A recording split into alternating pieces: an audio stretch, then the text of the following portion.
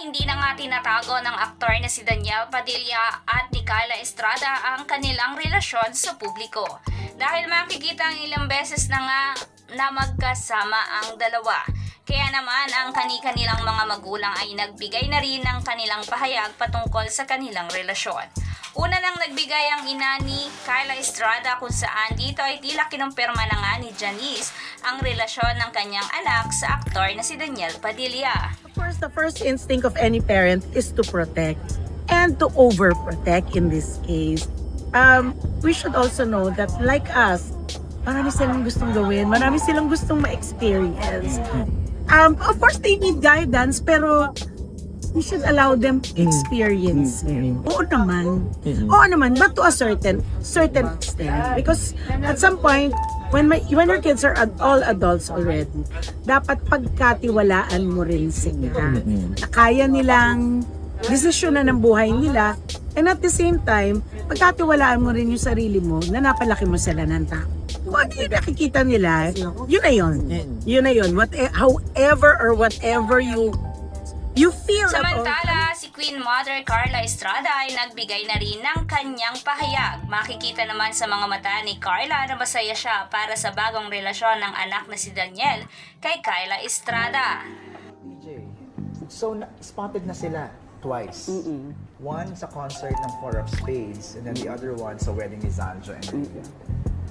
Ano masasabi niyo dito? Natanong ko na si Janice about it. So it's your turn. Okay, para sa akin hanggat nasa edad na kasi sila eh. Diba? So, manggaling na lang sa kanila. Dahil hindi naman na ako para manguna. Diba? And hayaan na natin kung ano nakikita natin.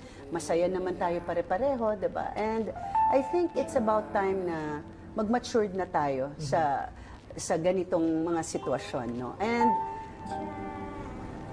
ako, ang stand ko hanggang ngayon, hindi manggagaling sa akin ang mga salita. But kung ano yung nakikita ko sa anak ko na masaya siya, masaya na rin ako bilang nanay niya. Masaya siya. I can see that he's very happy. Okay. Yes. Na-meet mo na ba si Kyla? Yes. Kamusta? Okay.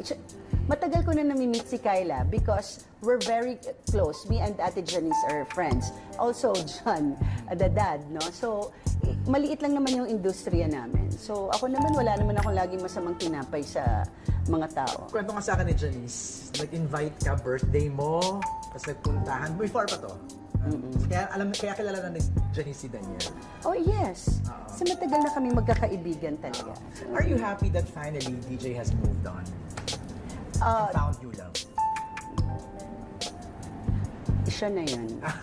Hinahuli lang Ikaw kita. naman. Are you happy? Mamba siya yun. Oo, ito naman, inuhuli lang naman kita. Baka mamaya madulas ka. Diba? Kasi it's a brand new year, 2026. Yes. Let's wait for them. Darating tayo sa araw na yan na sila na ang bahala. Umpisahan kung ano yung ang dapat. Kayo mga ka-chismis trend, ano ang opinion nyo sa usapin na ito?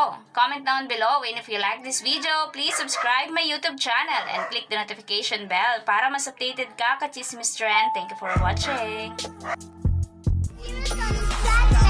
Throwing honeys when I wouldn't be